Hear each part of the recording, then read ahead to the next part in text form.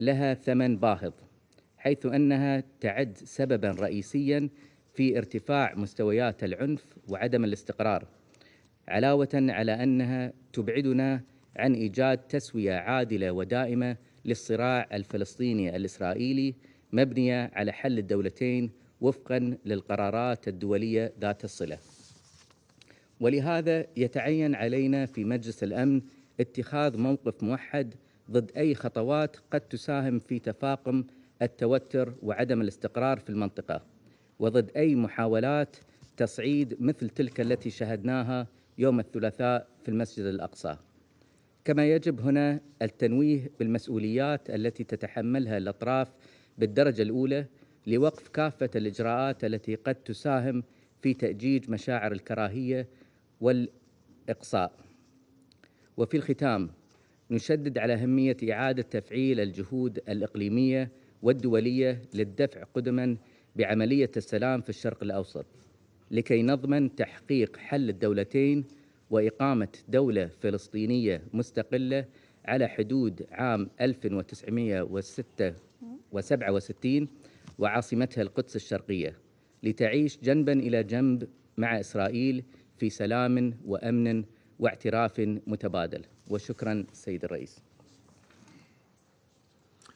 I thank the representative of United Arab Emirates for their statement. I now give the floor to the representative of China. 谢谢主席先生。主席先生，我首先感谢吉亚利助理秘书长刚才所做的通报。在2周前的安理会例行公开会上，我曾经说过，希望新的一年给巴勒斯坦人民带来新的希望。然而，我们当下所看到的情况，显然不是新年的正确打开方式。日前，以色列政府官员进入阿克萨清真寺大院，加剧地面紧张局势，中方对此深感担忧。近年来，在东耶路撒冷宗教圣地的单边行动一再激化矛盾对抗，多次引发流血冲突，这充分反映了宗教圣地性质和地位的敏感性。当前，由于以色列官员的行为，地面局势脆弱严峻，中方呼吁恢复并维护宗教圣地的祥和与安宁，呼吁有关各方保持冷静和克制，防止紧张事态进一步升级。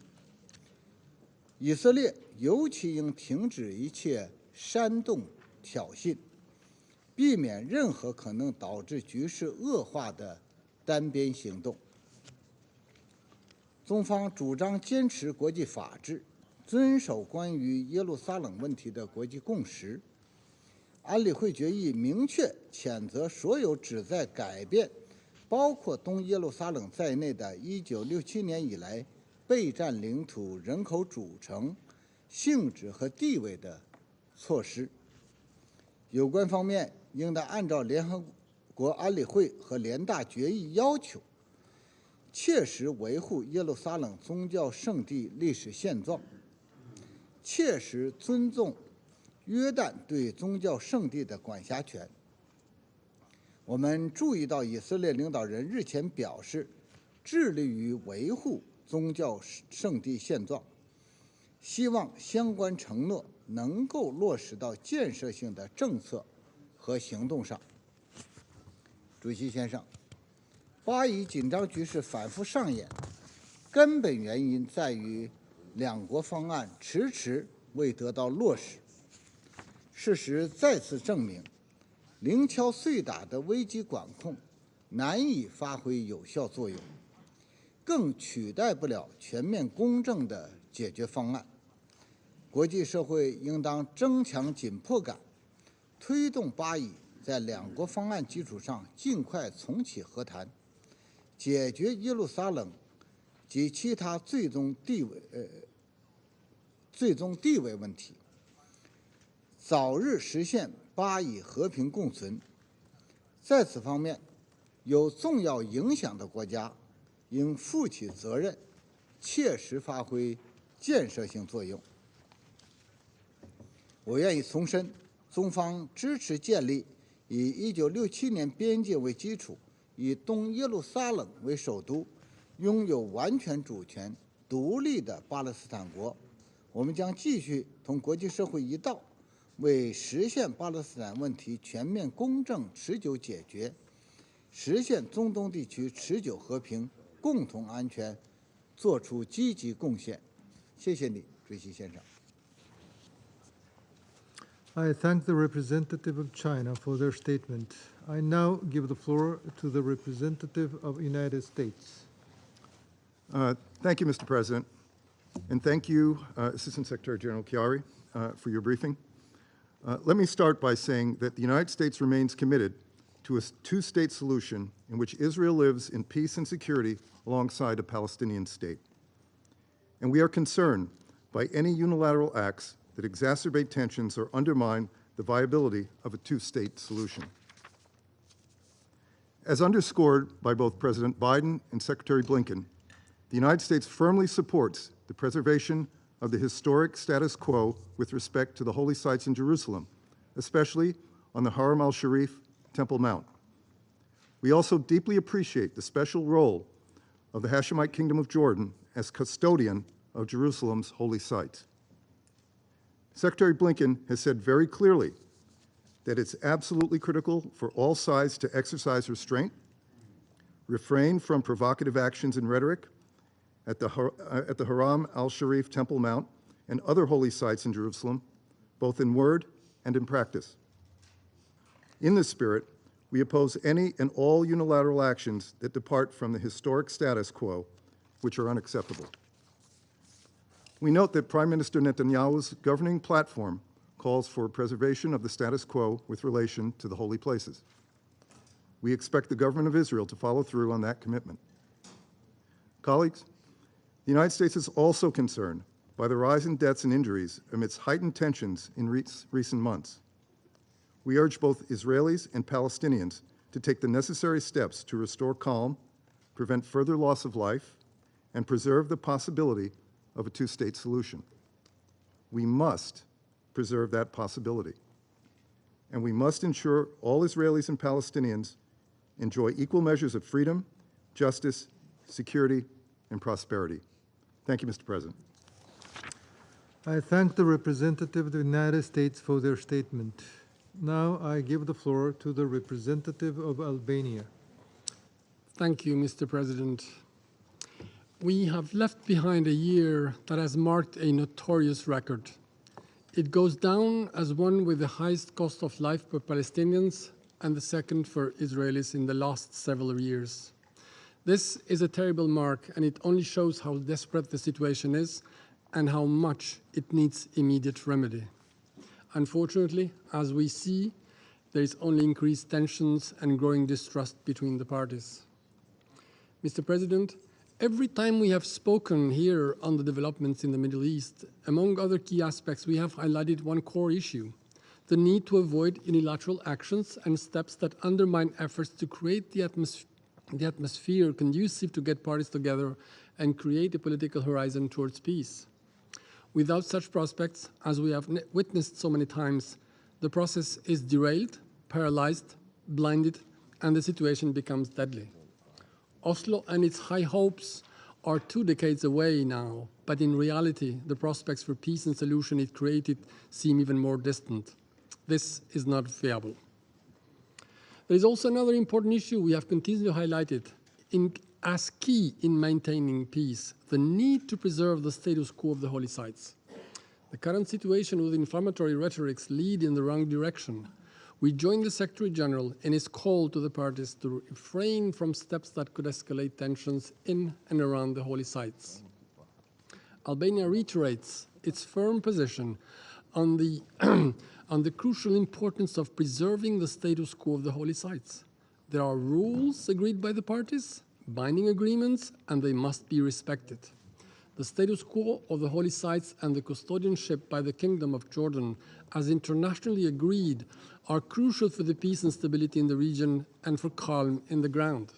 In this respect, we take note of the reassurances by the Israeli government in its strict commitment to preserving the status quo without changes. Peaceful coexistence has always proven a viable investment for peace and social cohesion, just as its contrary has shown how disastrous it may be. Mr. President, the current situation speaks volumes for the need of the political horizon to be restored as soon as possible. It can only be done jointly, through genuine efforts from both sides, through a firm commitment to a two-state solution within the 1967 borders. Peace, for us, means a safe Israel. It means a safe, viable, independent, and democratic Palestine. It means equal rights and freedoms for all, in two states for two people living side by side in peace and security, with mutual recognition and with Jerusalem as the future shared capital. Any different path is dangerous, unsustainable, and it only jeopardizes the perspective of lasting peace. I thank you. I thank the representative of Albania for their statement. I now give the floor to the representative of Russian Federation. Господин председатель, поддерживаем созыв делегациями Китая и Объединенных Арабских Эмиратов сегодняшнего срочного заседания Совета Безопасности по ситуации на Ближнем Востоке, включая палестинский вопрос. Благодарим помощника генерального секретаря Халида Хьяри за его доклад о тревожном развитии событий в старом городе Иерусалима на Храмовой горе. Эскалация напряженности на фоне посещения 3 января министром национальной безопасности Израиля Итамаром Бен-Гвиром в сопровождении израильских сил безопасности территории комплекса мечети Аль-Акса вызывает самую серьезную озабоченность.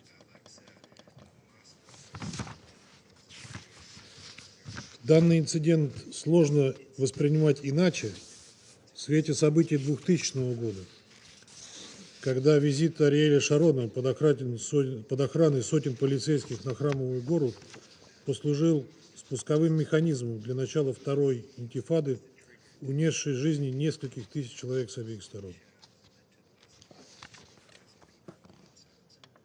Вновь напоминаем о недопустимости нарушения исторического и правового статуса КВО Иерусалима, колыбели 3 монотеистических религий и расположенных в нем священных мест. Отмечаем при этом стабилизирующую роль Иорданского хашемитского королевства, исторически отвечающего за защиту мусульманских святынь Иерусалима и обеспечение свободного доступа к ним. Разногласия вокруг этого города остаются одним из основных источников нестабильности не только в зоне палестино-израильского конфликта, но и на всем Ближнем Востоке. Подобные шаги грозят окончательно раскачать ситуацию и привести к полномасштабным вооруженным столкновениям, свидетелями которых мы уже не раз становились. В этой связи настоятельно призываем обе стороны проявлять сдержанность, а также отказаться от провокационных шагов и односторонних действий. Рассчитываем, в частности, что новый израильский кабинет не пойдет по пути эскалации, а проявит политическую волю и откажется от радикальных шагов по созданию необратимых реалий на земле, включая разрушение домов палестинцев и конфискацию их собственности в целях скорейшего возобновления процесса мирного регулирования.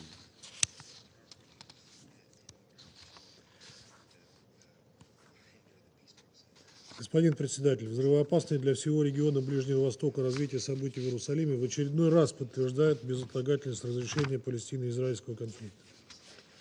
Чтобы исключить рецидивы силовой конфронтации, требуется сопряжение международных и региональных усилий, нацеленных на создание условий для перезапуска прямых переговоров между палестинцами и израильтянами в рамках согласованной формулы двух государств Палестины и Израиля, сосуществующих в мире и безопасности в границах 1967 года.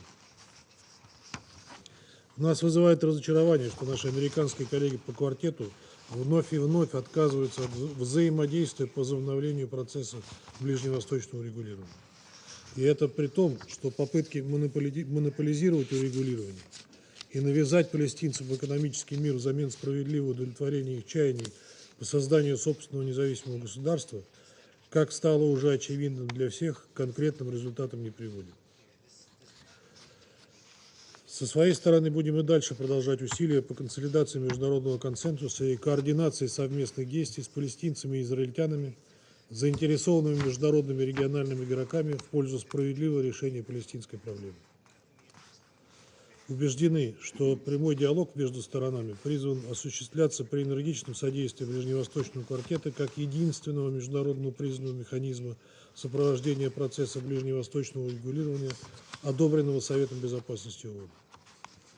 В то же время хотели бы отметить важность сопряжения деятельности «четверки» с ключевыми региональными игроками.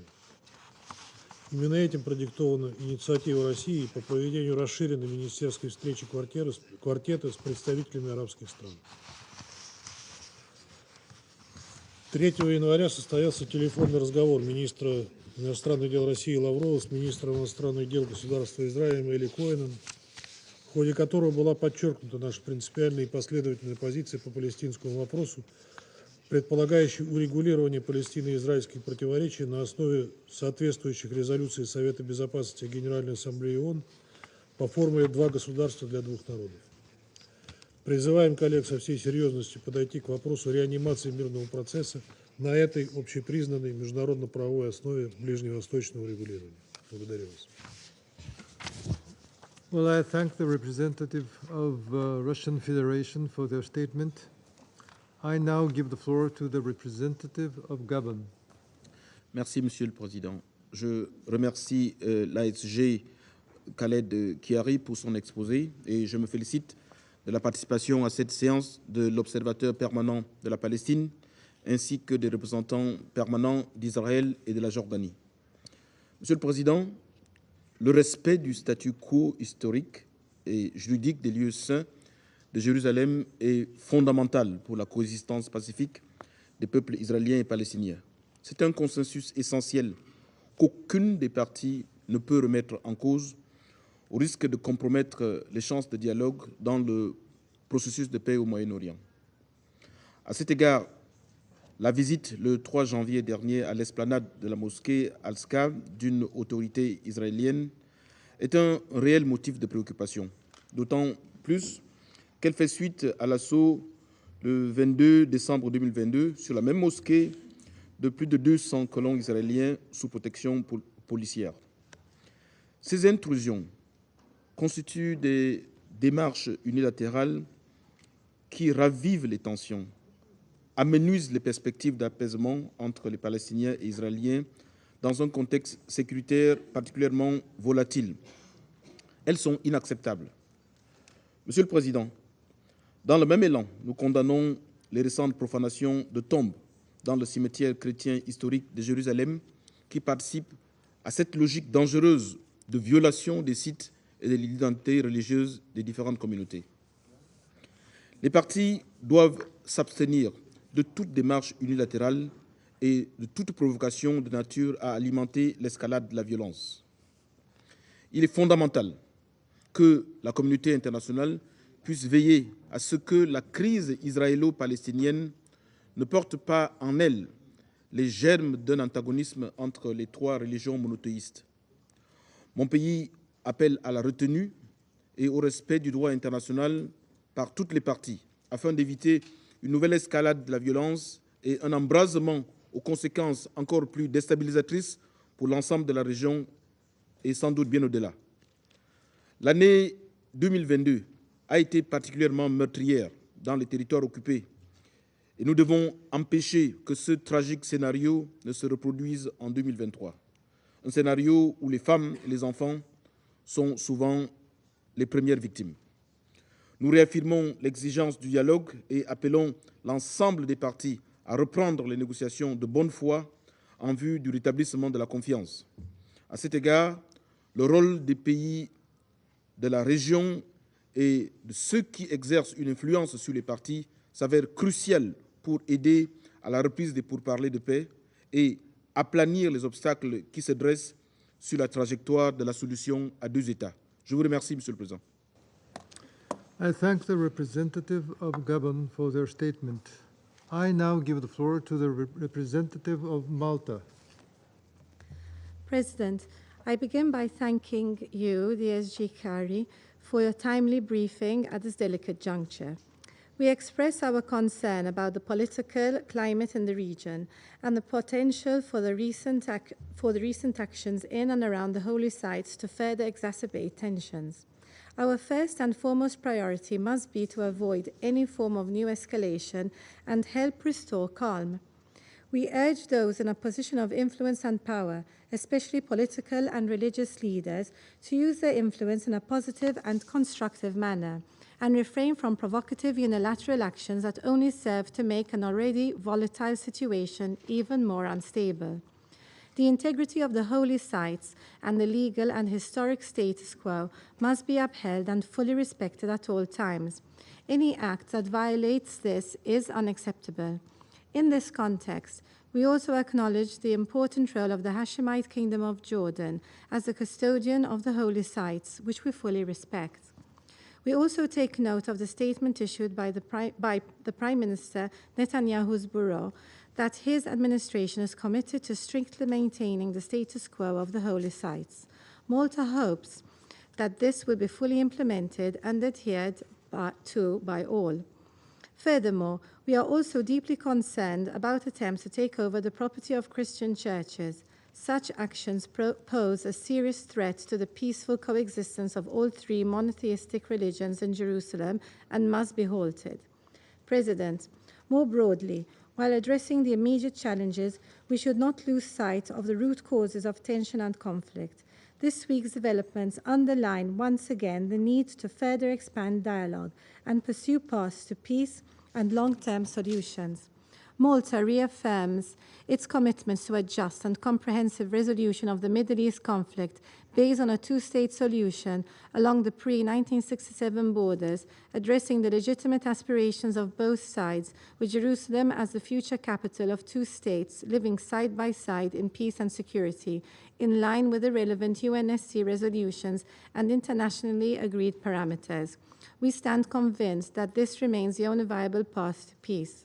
President, finally, we condemn any targeting of civilians, particularly children, in the strongest possible terms, and reiterate that the killing of children is deplorable and reprehensible. Children must never be the target of violence or put in harm's way, and those responsible for such acts must be held accountable. Thank you. I thank the representative of Malta for their statement. I now give the floor to the representative of Brazil. Thank you. Mr. President, at the outset, I would like to thank Japan for scheduling this timely meeting upon the request of the United Arab Emirates and China. We also thank today's ASG Chiari for his briefing. With great concern, Brazil followed the recent incursion by Israel's National Security Minister to Haram al-Sharif in Jerusalem last Tuesday. This is a deeply alarming development, for it risks further exacerbating tensions and escalating violence in an area already affected by a great deal of volatility. Brazil considers of the utmost importance the respect for the arrangements established by the Hashemite custody of the Holy Land regarding the administration of the Muslim holy places in Jerusalem, as provided for in the 1994 peace agreements between Israel and Jordan. In the same vein, Brazil remains deeply committed to a just and sustainable solution to the question of Palestine. We have traditionally sought to act constructively in assisting the parties to engage in meaningful dialogue with a view to building trust and achieving fair and lasting peace. Therefore, we must oppose all actions that may lead to altering the historical status quo of the holy sites in Jerusalem, for they inevitably prevent the necessary culture of peace and also violate a shared duty, not only by this Council, but also by the entire international community, to foster stability, tolerance, and mutual understanding in the Middle East. As we continue to monitor the situation on the ground with close attention, we urge both parties to exercise maximum restraint and avoid unilateral actions. This includes avoiding hated rhetoric that could further aggravate tensions and undermine the mutual trust necessary for the urgent resumption of dialogue with a view to a negotiated solution to the conflict. In conclusion, Mr. President, Brazil reaffirms its long-standing commitment to the two-state solution, with Palestine and Israel fully viable and living together in peace and security within mutually agreed and internationally recognized borders. Striving for stability in the Middle East is nothing short of an imperative for this Council. Let us therefore do our utmost to help the parties translate such a noble objective into a viable negotiation process to achieve the future of peace that the region rightly deserves. And I thank you. I thank the representative of Brazil for their statement. Now I give the floor to the representative of Ghana.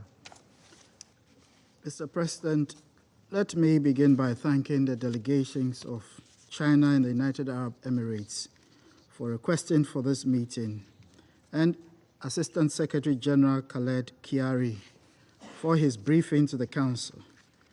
We also welcome the participation in this meeting of the Permanent Observer of the State of Palestine and the permanent representatives of Israel and Jordan. Undoubtedly, the situation in the Middle East, which has been on the agenda of this Council for more than 7 decades, is a difficult dispute by any measure. Unlike many other conflicts, the passage of time has not made it any easier for the international community to resolve the dispute. Rather, day by day, we seem to be drifting further away from our envisaged goal. Nonetheless, the creation of the State of Israel by the mandate of this body and the anticipated establishment of the State of Palestine are sacred trusts that must be carried through. It is in this regard that we deem it important that this Council always act as an enabler for the Middle East peace process by bringing the parties on track when they veer off and encouraging their efforts when it serves the cause of peace. Mr. President, Ghana has followed closely the recent events in Jerusalem that have provoked this meeting. The unscheduled visit by the National Security Minister of Israel to the holy site of Haram al-Sharif, or the Temple Mount, on 3rd January has regrettably created renewed tensions in the Middle East. Jerusalem is supposed to be a place of peace, and indeed its holy sites are of significance to Christians, Jews, and Muslims alike. While urging religious tolerance and peaceful coexistence, we note with concern the confrontations and violent clashes that preceded and took place after the Israeli minister's visit. We therefore welcome the fact that both the Prime Minister and the Foreign Minister of Israel have clarified their government's position that there has not been any policy change in relation to the holy sites of Jerusalem. We believe this is an important act by the new Israeli government and urge consistency in maintaining the status quo ante.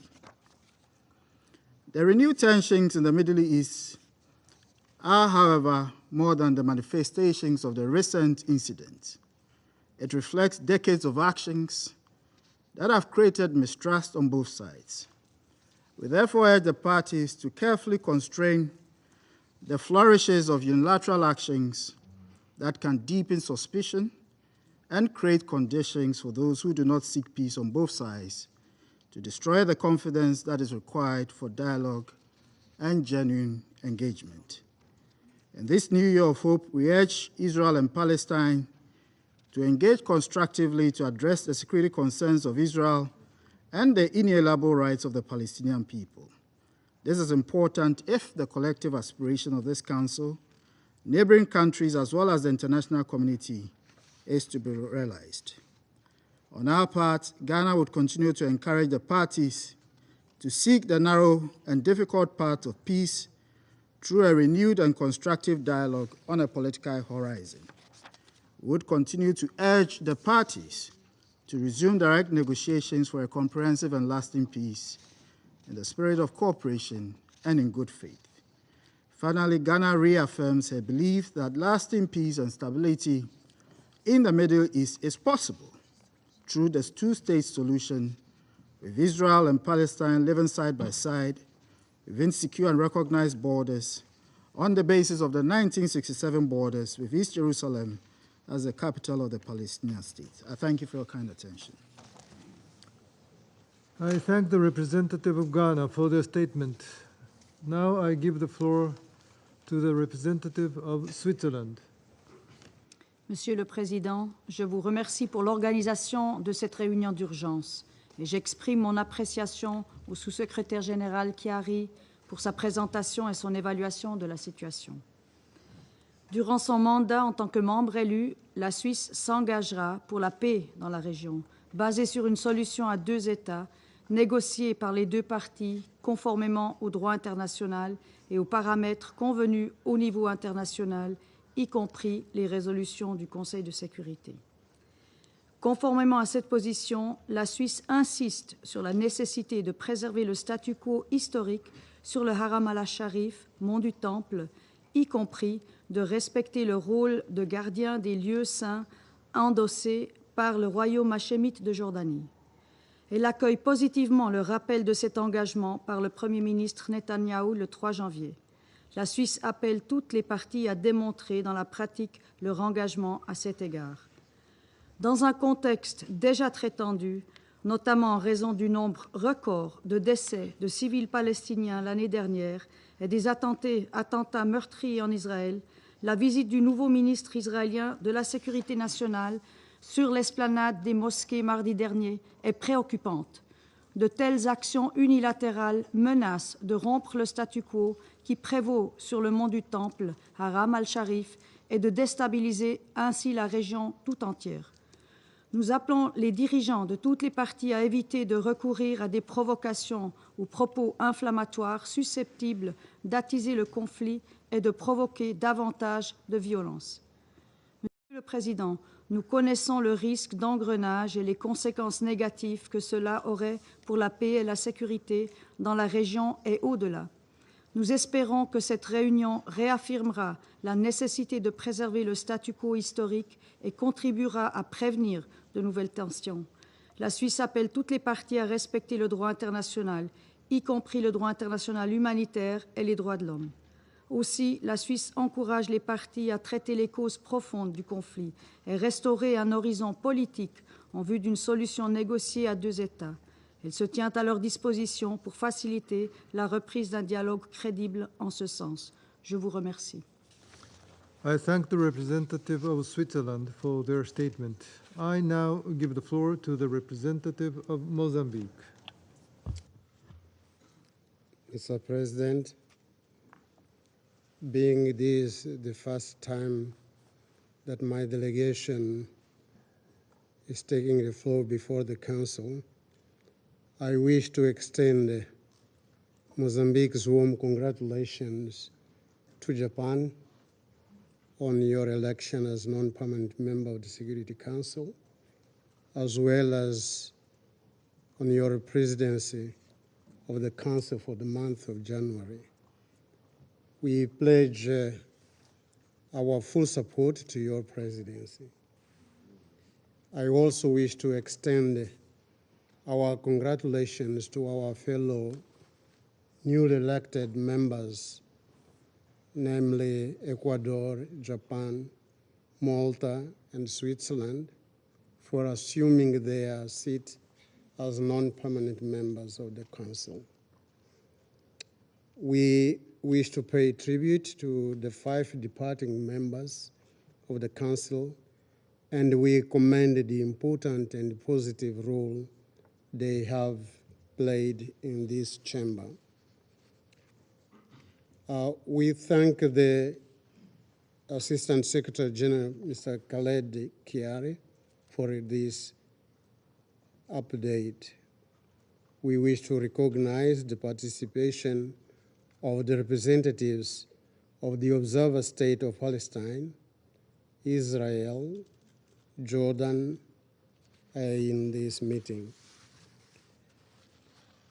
Mr. President, Mozambique is deeply concerned over the recent incidents in the region, in particular those that have taken place lately. We think that they have the potential to exacerbate and inflame an already fragile situation in the region. We call on all parties to act in a responsible and restrained manner. In this connection, we recall the Secretary General's latest report on Resolution 2334, issued last December, indicating 2022 as the deadliest year yet in the conflict.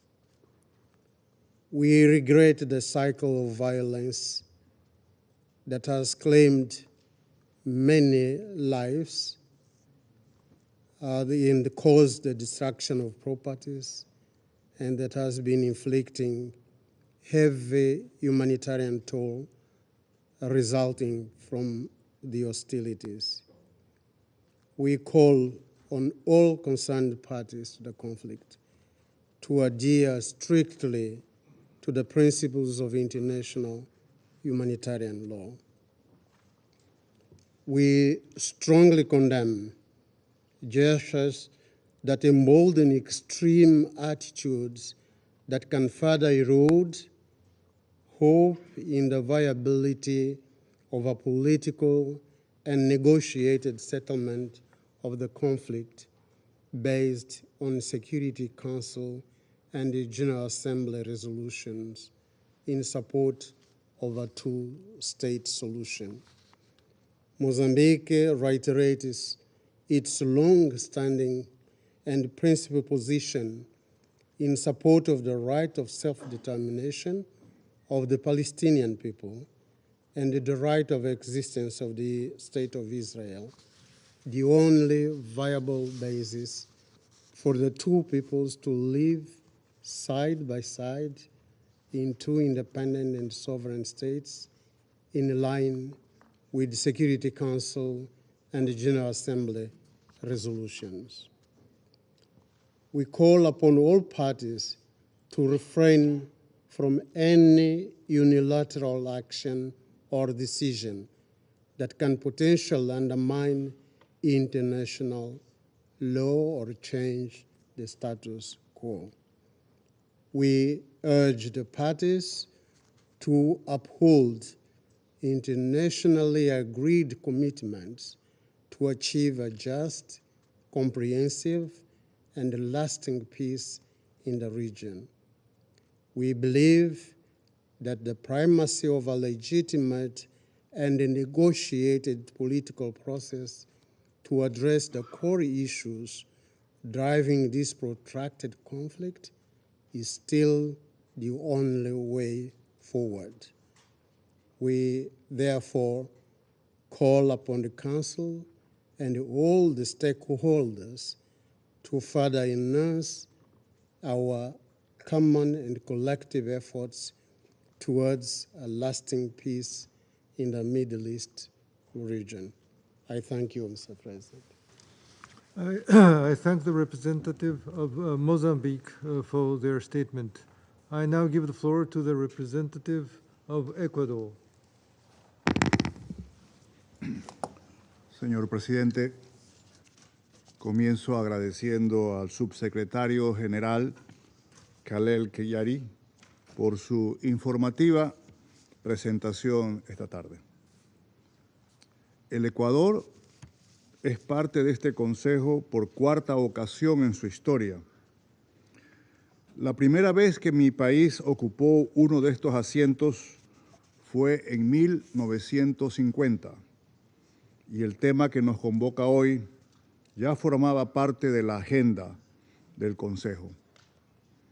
También lo era en 1960-61, cuando ocupamos por segunda vez un asiento en este Consejo, y posteriormente en 1991-1992.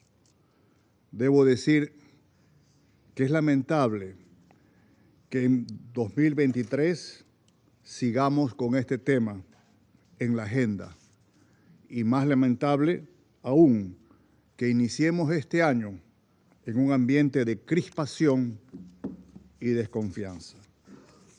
Señor presidente, el Ecuador hace un llamado a frenar la espiral de violencia y reitera su convicción de que las dos partes les asiste el derecho a vivir en paz y con dignidad. Es necesario recordar la historia para abstenerse de repetir actos que en el pasado causaron ya violencia, destrucción y muerte en la región.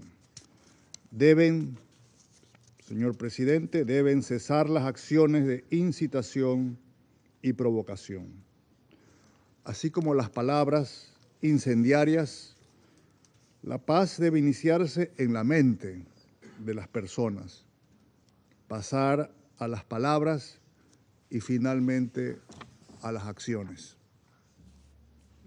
En consecuencia, el Ecuador reitera el llamado a que las partes demuestren serenidad y contención y se abstengan de cualquier acto, decisión o medida unilateral que pueda exacerbar el conflicto.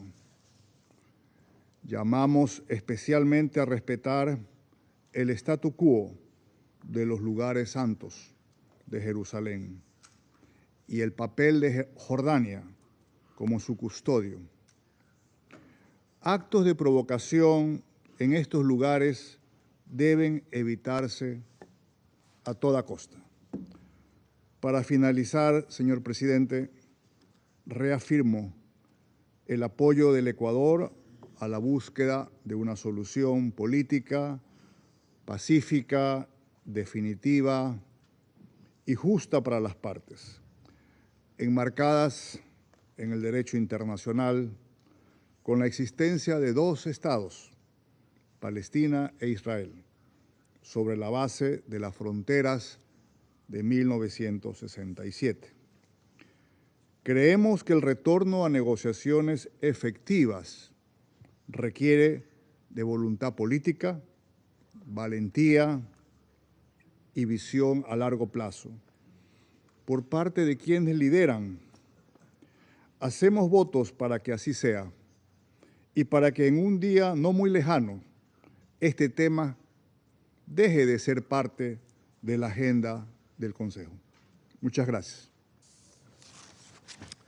I thank the representative of Ecuador for their statement. Now I give the floor to the representative of United Kingdom. Thank you, President. And I also join others in thanking ASG Khari for his briefing.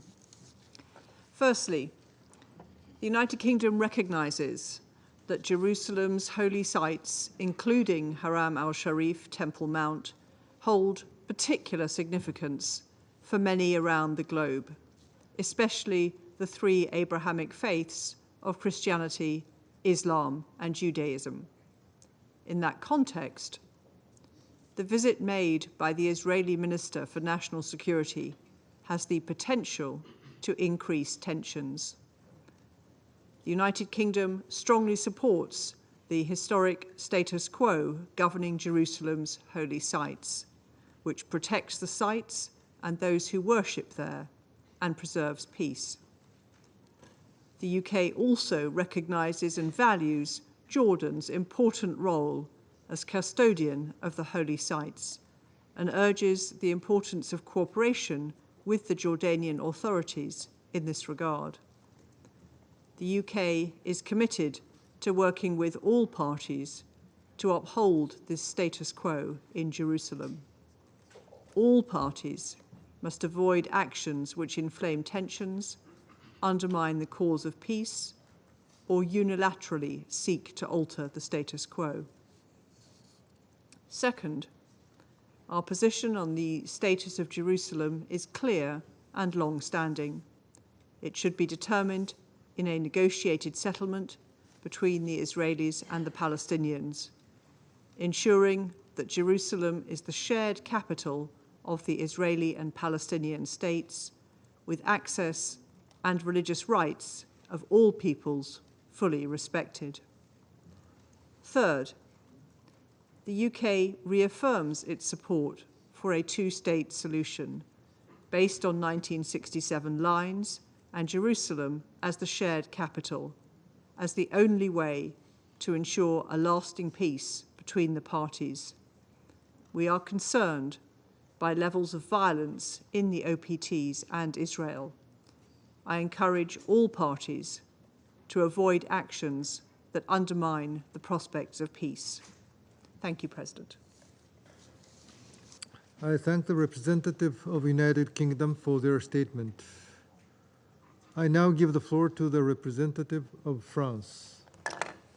Monsieur le Président, je remercie Monsieur Chiari pour son exposé. La France exprime sa profonde préoccupation après la récente visite du ministre israélien de la Sécurité sur l'esplanade des mosquées le 3 janvier. Tout doit être fait pour éviter une escalade qui emporterait des conséquences graves sur le terrain. La France, qui exerce un rôle historique de protection de plusieurs communautés religieuses à Jérusalem, appelle au respect du statu quo historique sur les lieux saints de cette ville. Elle rappelle l'importance du rôle spécifique de la Jordanie à cet égard.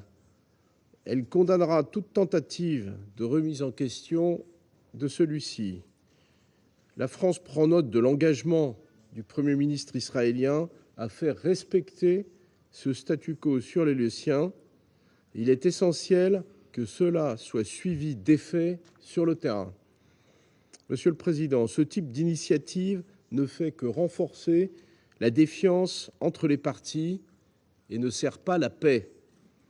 La France rappelle l'urgence d'un arrêt de la politique de colonisation qui met en danger la mise en œuvre d'une solution à deux États, Israël et la Palestine, vivant côte à côte en paix et en sécurité, et ayant chacun Jérusalem pour capitale. La France réaffirme son attachement à cette solution. Elle rappelle son attachement également à la sécurité d'Israël. Les Israéliens et les Palestiniens méritent de vivre en paix et en sécurité. Je vous remercie. I thank the representative of France for their statement. I shall now make a statement in my capacity as a representative of Japan. Less than 1 month after the previous meeting, the Security Council meeting, the situation in the Middle East, including the Palestinian question, had to be convened.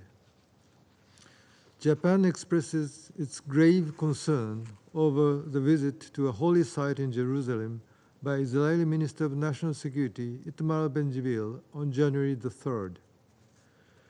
Given the already tense situation, it is crucial that all parties concerned exercise maximum restraint and refrain from any inflammatory actions or rhetoric that could further escalate tensions, including any attempts to alter the historic status quo at the holy sites in Jerusalem.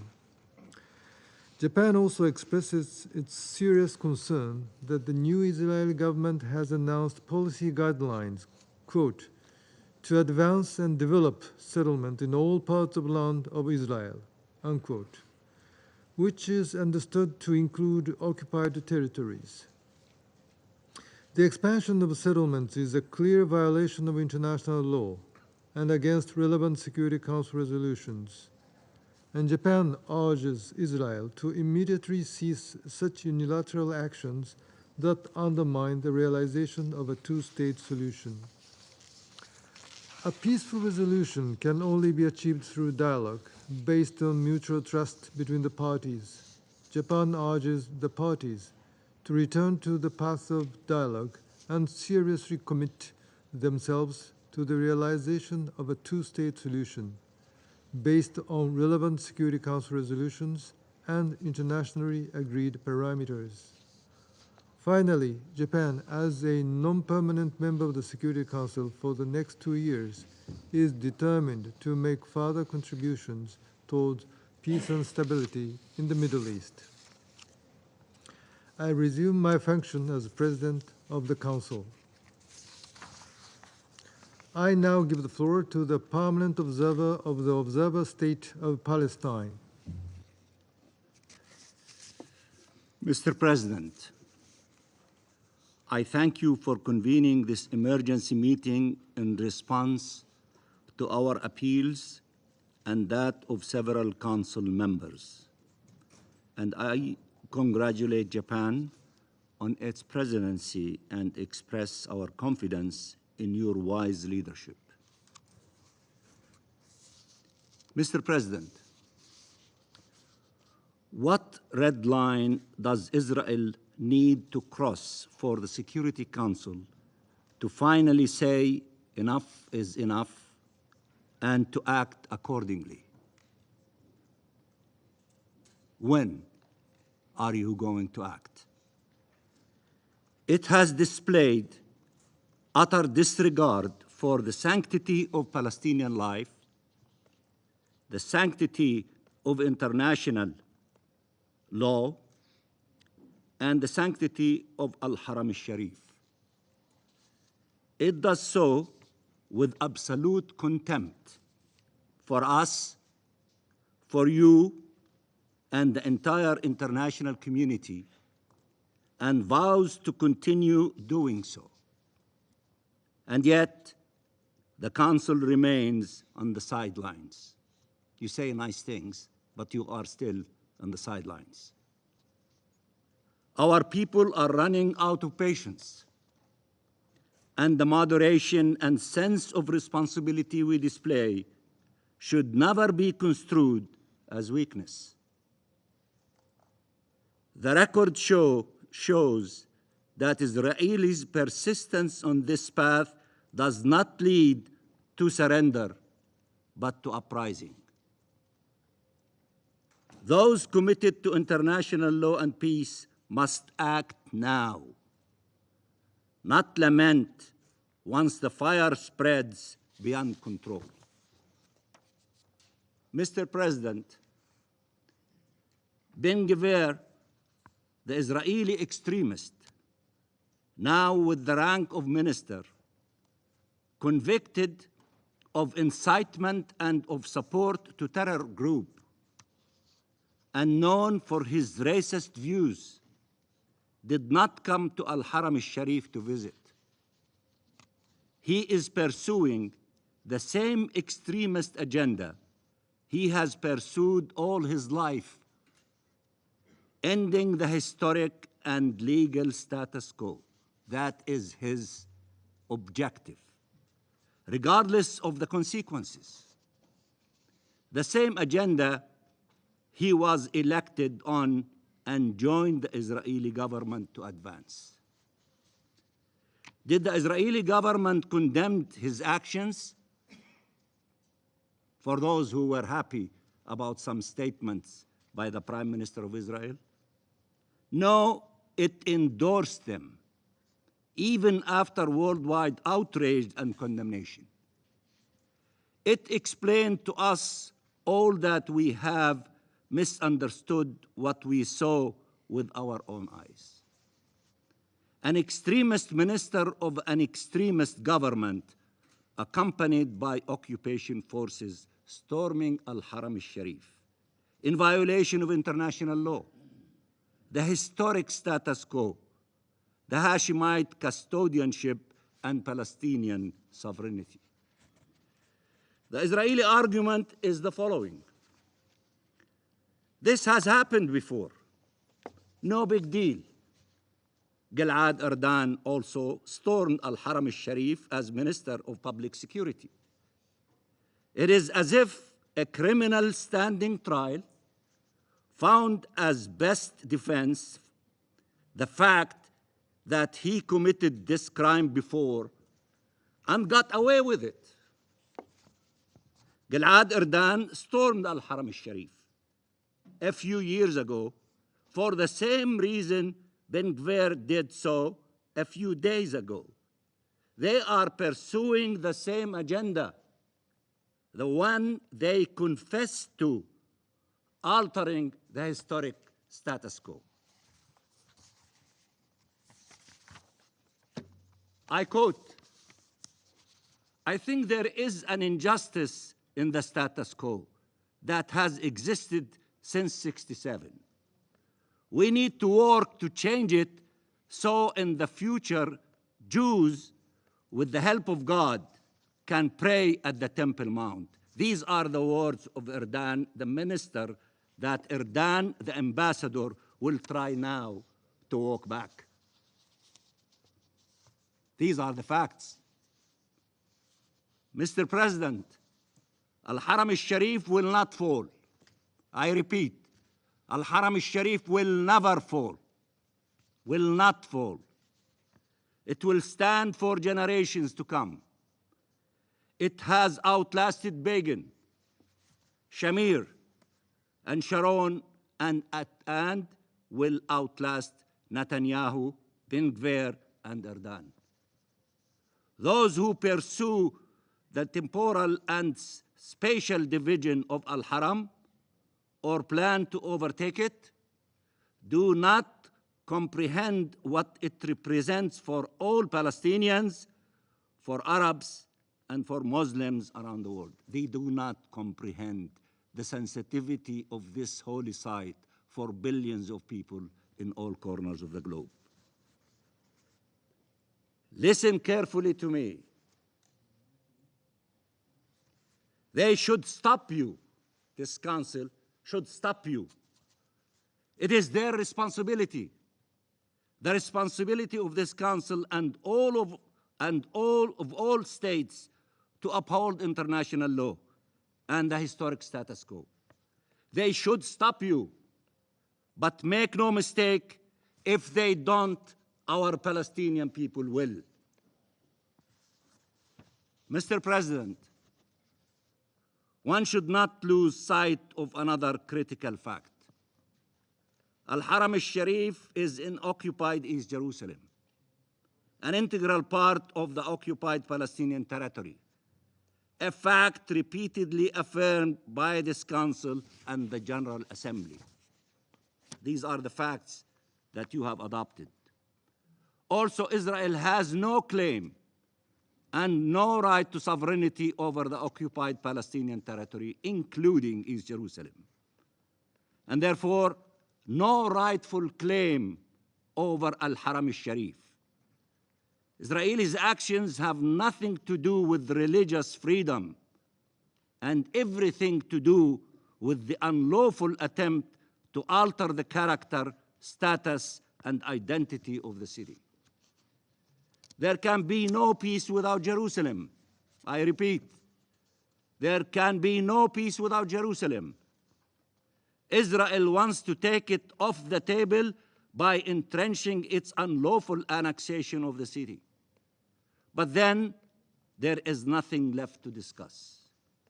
The future of conflict and peace in our region will be determined in Jerusalem, not any other capital around the world. In Jerusalem.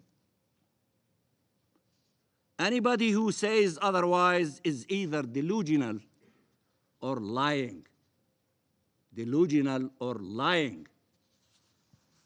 Palestinian Christians and Christians' holy sites are also under attack, as many of you have mentioned. From severe restrictions to religious persecution, to attack on clergy, to the desecration of graves.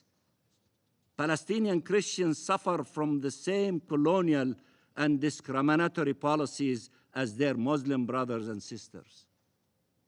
The historic and legal status quo, the rights of the Palestinian people, and the sovereignty of the State of Palestine must be upheld.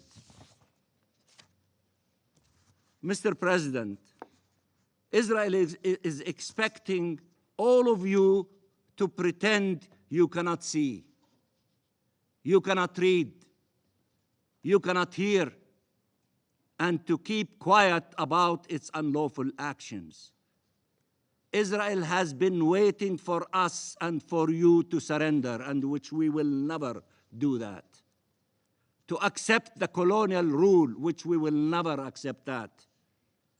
Human rights abuses and war crimes should prevail over the rule of international law, which we will never accept that, nor should you. Now, an unhinged, unrestrained government has openly adopted a colonial and racist platform. What future for Palestine, but also for the entire region? If there is no reaction to such a development, if there is no stand for the rule of law and justice. I quote the head of this extremist government. I think you, Mr. President, just took one part of his quotation. And I quote, "These are the basic lines of the national government headed by me. The Jewish people have an exclusive and unquestionable right to all areas of the land of Israel. The government will promote and develop settlement in all parts of the land of Israel, in the Galilee, the Negev, the Golan, Judea and Samaria." End of quotation. This is a public confession to annexation and apartheid. What are you going to do about that? We heard today a unanimous council opposed to illegal actions. All of you emphasize that. Opposed to provocations and unilateral measures. All of you said that. Nobody, those aimed at jeopardizing the historic status quo. I will once more tell you that what you say is important, is even very critical. But what matters most is what you do next. And the proverb goes, don't trust what he says, trust what he does. Trust the hands. We appreciate what you said, but what are you going to do about implementing your own words? You understand that Israel will keep pushing. It might adapt its rhythm, but it will not change course, this Israeli government. Not until it has to. We trust the following, that eventually no state in their right mind would sacrifice their credibility, their interests, their values to shield such Israeli government's behavior. You may still be reluctant to say out loud what is becoming impossible to deny. This is apartheid. How many governments today brag about the relations they had with the apartheid South Africa? None. Not even Israel, its closest ally at the time. Who among you can justify standing for supremacists instead of standing up to them? Mr. President, Jerusalem is by nature, like all of the Holy Land, because of history, geography, and because of its significance for all monotheistic religions, a city of pluralism and diversity, and therefore a city of peace. The historic status quo has undermined all efforts to promote peaceful religious coexistence in the city for centuries. Some of the countries around this table have helped forge and consolidate it. We heard from our friend from France. And understand how vital it was so that the holiest of cities does not become the epicenter of a religious conflict. Without it, every holy site is up for grabs. Differences allayed by the status quo would turn into clashes. Underlying tensions would implode into conflicts. Disrupting this delicate balance will lead to foreseen and predictable consequences, grave for all of us. Grave for all of us. The historic status quo is not a legacy of the past. It is a safe passage to a peaceful, just, and stable future. Mr. President, allow me now to deliver a statement in my capacity as the chairman of the Arab Group for this month. السيد الرئيس، يتشرف وفد بلادي بإلقاء هذا البيان باسم المجموعة العربية، ويطيب لنا بداية أن نهنئكم باسم المجموعة على عضويتكم في مجلس الأمن وتوليكم رئاسته لهذا الشهر، متمنين لكم التوفيق والسداد في تيسير أعمال المجلس لهذا الشهر. كما نشكر أيضاً الأمين العام المساعد للشرق الأوسط وآسيا والمحيط الهادي السيد خالد خياري على إحاطته للمجلس. السيد الرئيس، تدين المجموعة العربية الممارسات والانتهاكات الإسرائيلية اللاشرعية في المسجد الأقصى المبارك الحرم القدسي الشريف، والمتمثلة مؤخراً باقتحام وزير الأمن القومي الإسرائيلي المتطرف للحرم الشريف ومعه قوات الاحتلال الإسرائيلي، إذ تحذر المجموعة من هذا الاعتداء الذي يشكل استفزازاً صارخاً لمشاعر الفلسطينيين والعرب ونحو 2 مليار مسلم حول العالم، وخرقاً واضحاً للقانون الدولي وللوضع القانوني والتاريخي القائم، وتجسيداً مرفوضاً للمخطط الرامي لتقسيم الحرم الشريف مكانياً وزمانياً، وتصعيداً خطيراً يتطلب تحركاً دولياً لوضع حد له. تشدد المجموعة في هذا الصدد على أهمية احترام إسرائيل السلطة القائمة بالاحتلال للوضع القانوني والتاريخي القائم في المسجد الأقصى المبارك الحرم القدسي الشريف، بما يشمل احترام مكانة الحرم القدسي الشريف بمساحته البالغة 144 دنماً كمكان عبادة خالص للمسلمين، مكان عبادة خالص للمسلمين، كما تشدد على حق دولة فلسطين بالسيادة على مدينة القدس الشرقية المحتلة عاصمة دولة فلسطين، وأنه ليس لإسرائيل القوة القائمة بالاحتلال أي حق أو سيادة على مدينة القدس المحتلة ومقدساتها الإسلامية والمسيحية.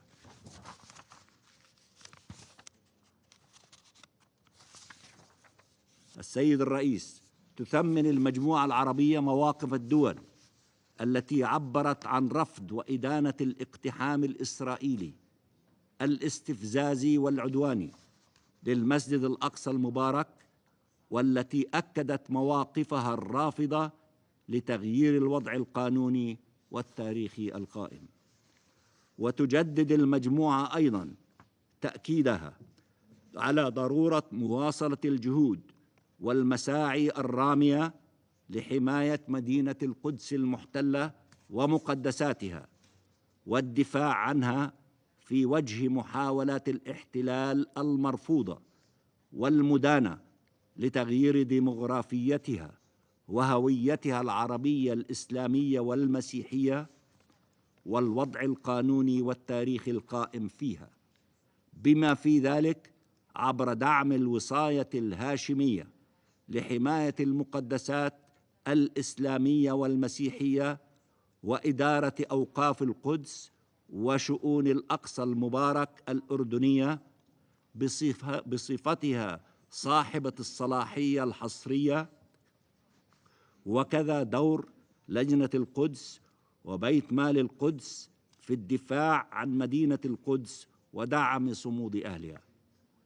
وتطالب المجموعة العربية مجلس الأمن بتحمل مسؤولياته وتنفيذ قراراته لوقف جميع الخطوات الأحادية غير الشرعية والاستفزازية والتصعيدية والانتهاكات التي تواصل إسرائيل ارتكابها بلا هوادة، بما في ذلك في مدينة القدس الشريف وما صاحبها من انتهاك صارخ لحرمة المسجد الأقصى الحرم القدسي الشريف من قبل جيش الاحتلال الإسرائيلي والمجموعات الاستيطانية المتطرفة.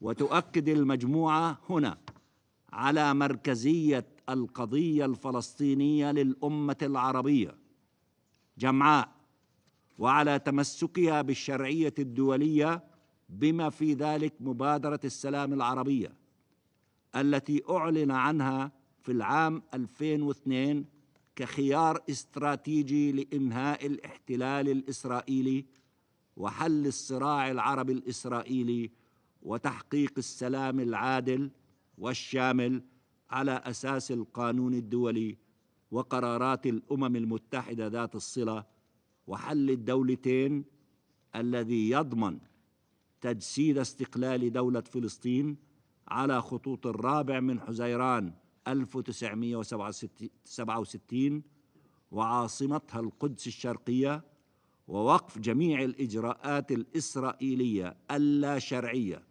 التي تقوض هذا الحل، وهو ما أكد عليه إعلان الجزائر الصادر عن القمة العربية 31.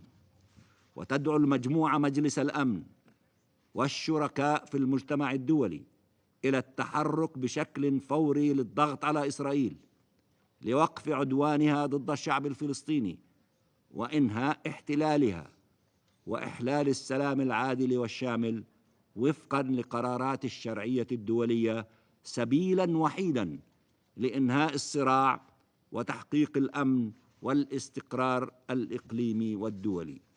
وختاماً سيد الرئيس، تؤكد المجموعة العربية مجدداً على دعمها الكامل لصمود الشعب الفلسطيني في دفاعه عن حقوقه المشروعة وعن مدينة القدس ومقدساتها، وعلى تمسكها بالدفاع عن الهوية العربية الإسلامية والمسيحية للقدس الشرقية المحتلة عاصمة دولة فلسطين، وعلى حق دولة فلسطين بالسيادة المطلقة على كافة أرضها المحتلة عام 1967 بما فيها القدس الشرقية ومجالها الجوي والبحري ومياهها الإقليمية ومواردها الطبيعية وحدودها مع دول الجوار، وتطالب المجتمع الدولي ببذل كافة الجهود وبشكل عاجل لضمان احترام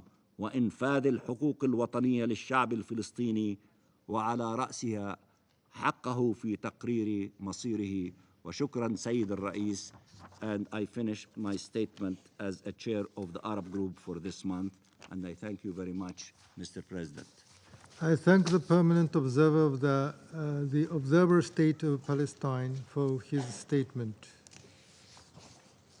Now I give the floor to the representative of Israel. Thank you, Mr. President. At the outset, I wish to congratulate you and Japan, as well as Ecuador, Malta, Mozambique, and Switzerland upon beginning your terms on the Security Council. Distinguished colleagues, when I heard the news that the Security Council, the body committed to protect world peace, was holding an emergency session over the quiet, orderly, and uneventful visit of an Israeli minister to the Temple Mount, I was overjoyed.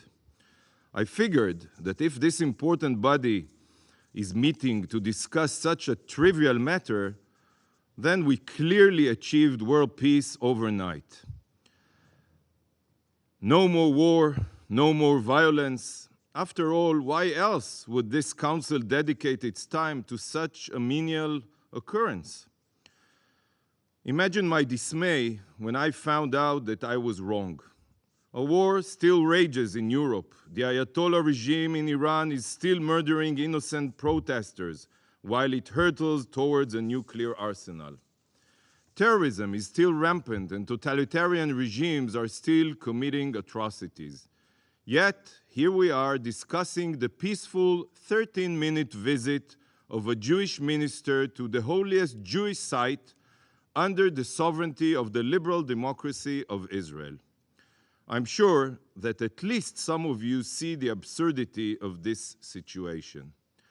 Sadly, this meeting, which creates a sense of emergency over a non-event, reminds me of the words of the famous comedian Jerry Seinfeld, who described his show as a show about nothing. Nevertheless, if this council decided to convene on this matter, we may as well utilize this meeting for the best. This is the ideal opportunity to share the truth and facts regarding the Temple Mount. Dear colleagues, have you heard of the Western Wall? I'm sure you did. Do you know what this wall was west of? And why is it the most focal point of Jewish prayer? I'll tell you why. The Western Wall is the only surviving structure from the Second Jewish Temple's compound. Our temple, that was located on the Temple Mount, was the holiest place to the Jewish people, but it was destroyed by others, and we were left only with its Western Wall. Many don't know this, and I'm not surprised. After all, for years now, the Palestinians have orchestrated and advanced a poisonous campaign to obliterate any trace or connection between the Jewish people and the Temple Mount. They exploit every means, both in words and actions, to promote these lies. Here at the UN, they advance libelous resolutions, just like the one adopted in the General Assembly last week, deliberately erasing the Jewish name of the compound by referring to it only by its Muslim name, Haram el-Sharif. And tragically, many member states submit to these lies despite the indisputable proof and archaeological evidence proving the Temple Mount's true history. But it goes much deeper than that. This insidious plot comes directly from the top of Palestinian leadership. You heard it here. The threats of the Palestinian, personal threats of the Palestinian representative speak volumes. These were personal threats that shouldn't be acceptable in this council. But again, I'm not surprised. It demonstrates the Palestinian violence. And I'm not surprised because these words were the words of President Abbas as well. And I quote, "The Al-Aqsa Mosque and the Church of the Holy Sepulchre are ours. They are all ours, and the Jews have no right to defile them with their filthy feet." Is this the way to uphold the status quo? This is blatant incitement and the rewriting of history. Was there an emergency Security Council meeting when these toxic words were uttered? Dear colleagues, long before Jesus overturned the money changers' tables in Jerusalem or Abdel Malik built Haram el-Sharif, the Jewish people have seen the Temple Mount as the center of our universe. It was there that God tested Abraham's faith by commanding him to sacrifice his son Isaac, where King David built an altar to God, where King Solomon constructed the first holy temple 3,000 years ago, where the second temple was rebuilt 2,500 years ago, and it is the exact point to which every Jew is commanded to pray towards 3 times a day. This is the holiest spot to my people. Distinguished colleagues, we have all heard so much about the status quo, but do we thoroughly know what it actually means? From 1948, after Jordan occupied East Jerusalem during Israel's War of Independence, the Jordanians decimated Jewish life in Jerusalem. And despite their commitment, they forbid Jews from accessing our holy sites. Sadly, they also destroyed synagogues and desecrated Jewish cemeteries. In 1967, when Israel liberated Jerusalem, we made an enormous concession. Israel mistakenly thought that if we give Jordan the administrative and religious authority over the compound, it would ensure that the Israeli-Arab conflict will remain in its political and territorial dimensions, rather than being a religious conflict. Additionally, we gave up our right to pray there. Yes, we gave up our right, because some rabbis, until today, say that due to the fact that we do not know where exactly the Holy of Holies in our temple was located, a place where only the high priest was allowed to enter, Jews should refrain from ascending to the mount and praying there to avoid any chance that they walk on that sacred spot. That's the reason.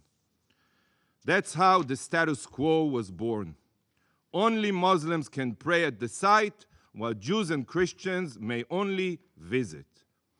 Just listen to what is really happening on the Mount each and every year.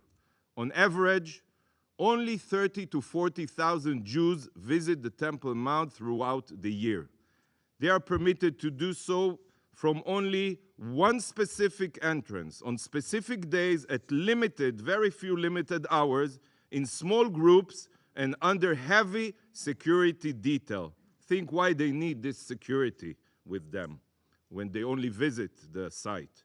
Meanwhile, every year, millions upon millions of Muslims come freely to visit and pray at the site, while Israel ensure, and we're proud of it, their safety and security. Do you know that over the past 55 years, since 1967, 3 additional mosques were opened on the Temple Mount? 3 new mosques. Does this sound like an attempt to change the status quo by Israel or the other side? What this is only one example of Israel's commitment to protecting freedom of worship for all faiths. Minister Ben-Gvir's recent visit to the Temple Mount was not an incursion into Al-Aqsa or any other fabrication that the Palestinians branded his visit as. Minister Ben-Gvir's visit was in line with the status quo, and whoever claims otherwise is only inflaming the situation. Jews are allowed to visit the Temple Mount, every Jew, including the minister tasked with the security and safety of the Temple Mount. And as the Palestinian representative mentioned, I know this myself because as Minister of Public Security, I too visited the compound. By the way, I visited after 2 Israeli Arabs attacked and killed 2 Druze police officers. The very fact that this meeting was held is an insult to our intelligence. So colleagues, who is truly changing the status quo? Rather than protecting the sanctity of the site, the Palestinians have turned the Temple Mount into a battleground. Time and again, the mosques are used as arsenals, where terrorists keep rocks and explosives to attack Jewish visitors and security forces. The hallowed ground is used as a platform for Palestinian incitement, poisoning the minds of youth and stoking the flames of violence. You know, there are some countries that believe in religious tolerance and are building, right now they are building interfaith complexes where Jews, Christians, and Muslims can pray side by side. Just imagine. Tragically, the Palestinian Terror Authority prefers violence over tolerance. They are so intolerant that they not only want to ban Jewish prayer on the Temple Mount, but also Jewish visitors. pure anti-Semitism. Just as the Palestinians weaponize international institutions in their jihad war against the Jewish state, they also weaponize the status quo. They break it at will while falsely blaming Israel for fabricated changes. They have turned the liable slogan, Al-Aqsa is in danger, into a battle cry to justify terror against Jews. Yes, you mentioned it also, some of you. The bloodthirsty Arafat used this false claim to legitimize the murder of 1,000 Israelis throughout the Second Intifada after the visit of Ariel Sharon. Does it justify? And now the Palestinian Authority is using the same tactic. Do not give this incitement and violence a free pass. For the Palestinians, the title of the person who visits the Temple Mount doesn't matter. Be they a civilian, a minister, or the prime minister.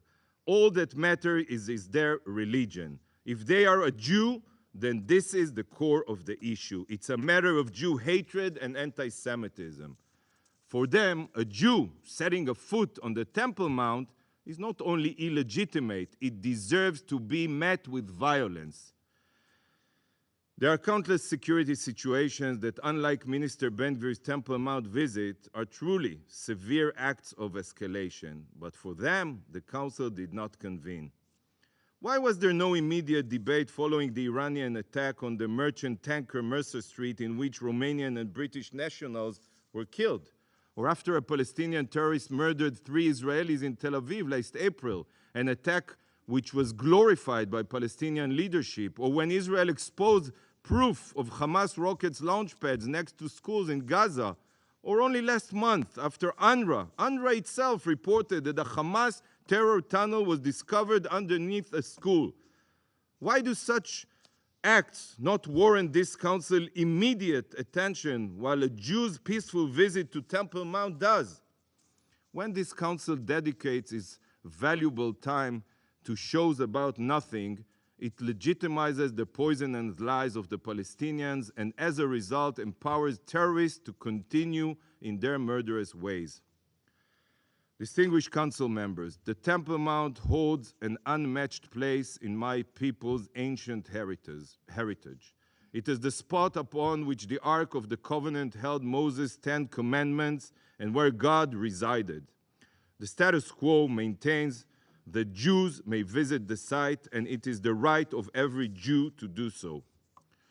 Mr. President, according to Jewish tradition, we believe that the Temple Mount will one day be a place of peace and coexistence. As Isaiah prophesied in the name of God, "Va'aviotim el har kodshi v'simachtim bevet tfilati, olotehem וזבחיהם לרצון על מזבחי, כי ביתי בית תפילה יקרא לכל העמים." I will bring them to my sacred mount and let them rejoice in my house of prayer. Their burnt offerings and sacrifices shall be welcome on my altar, for my house shall be a house of prayer for all nations. While the Temple Mount is sadly not yet a house of prayer for all nations, it is still the right of every Jew, no matter what title they hold, to at least visit this holiest of holy spots. Jews will continue visiting the Temple Mount, and whoever believes in tolerance and coexistence should support that. Thank you, Mr. President. I thank the representative of Israel for their statement. Now I give the floor to the representative of Jordan. بسم الله الرحمن الرحيم. السيد الرئيس، بداية أود أن أهنئ دولة اليابان الشقيقة على عضويتها في مجلس الأمن وتوليها رئاسته للشهر الجاري، متمنين لها التوفيق والنجاح في عضويتها في المجلس خلال العامين القادمين وفي تيسير أعماله للشهر الحالي. كما وأتوجه بالشكر لدولة الإمارات العربية المتحدة الشقيقة والصين وفرنسا ومالطا على دعم طلب عقد هذا الاجتماع الطارئ. ونشكر أيضا الأمين العام المساعد للشرق الأوسط وآسيا والمحيط الهادي في إدارتي الشؤون السياسية وبناء السلام وعمليات السلام السيد خالد خياري على إحاطته للمجلس.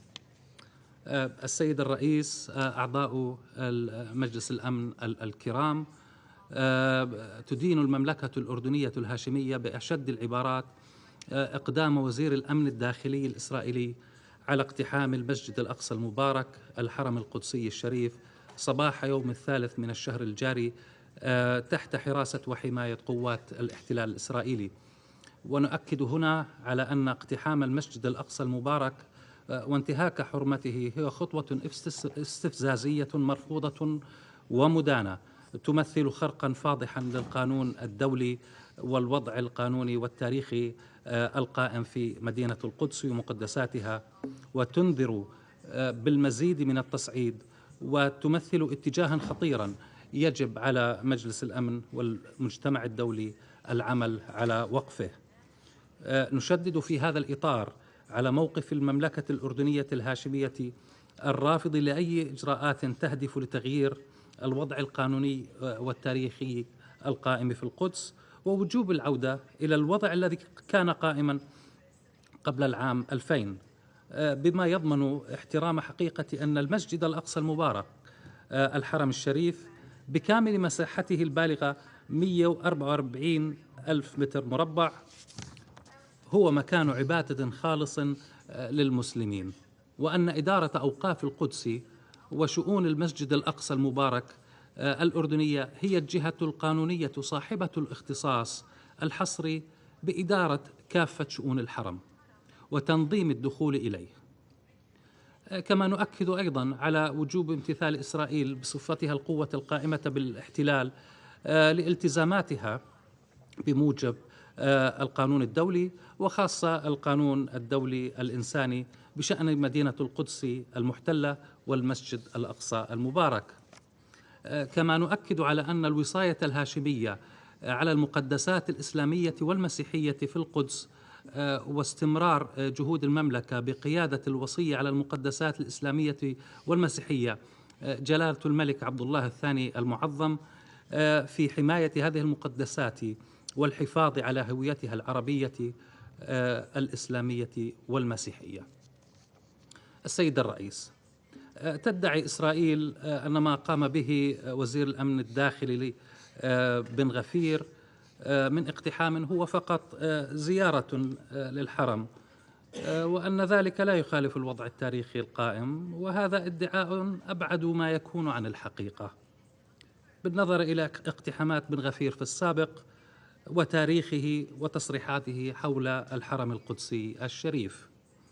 وبأي حال من الأحوال فإن اقتحام بن غفير قد جرى دون موافقة إدارة أوقاف القدس الجهة المسؤولة قانونيا عن إدارة الحرم وتنظيم الدخول إليه، وهذا بحد ذاته انتهاك لدور الأوقاف والدور الخاص للمملكة الأردنية الهاشمية الذي أقرت به إسرائيل، وبالتالي انتهاك للوضع التاريخي القائم في الحرم القدسي الشريف.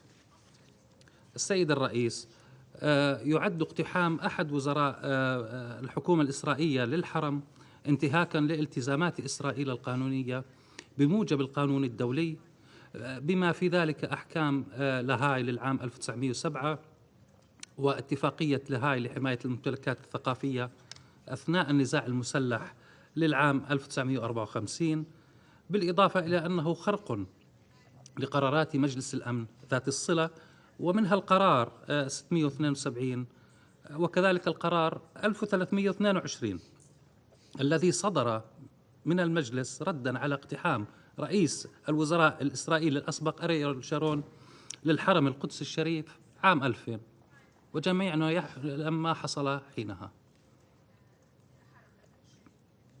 كما تحذر المملكة من التبعات الخطيرة لأي إجراءات أحادية إسرائيلية تستهدف فرض حقائق جديدة على الأرض، مثل ضم الأراضي وتوسعة المستوطنات في الأراضي الفلسطينية المحتلة، وانتهاك المقدسات في القدس، وهدم المنازل التي من شأنها أن تدفع المنطقة بأكملها باتجاه المزيد من التوتر والتصعيد.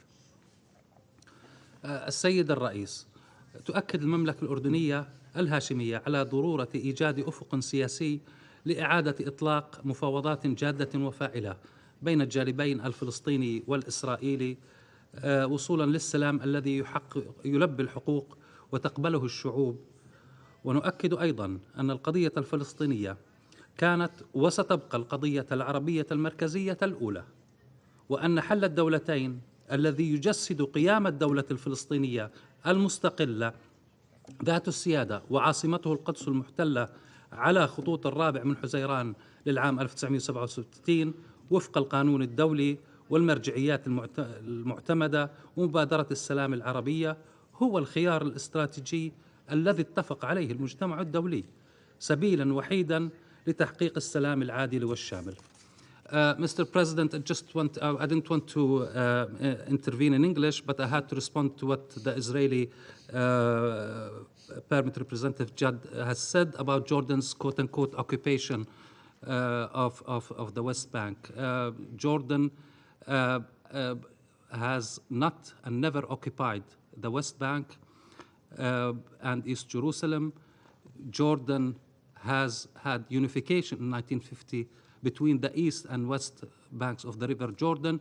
This was a unity that gave effect to the exercise of Palestinian right to self-determination, a unity which made the half the Jordanian government from the West Bank, half the Jordanian parliament from the West Bank, and it was an effective exercise of the Palestinian right of self-determination until, according to the Declaration of Unity, an independent Palestinian state can be established.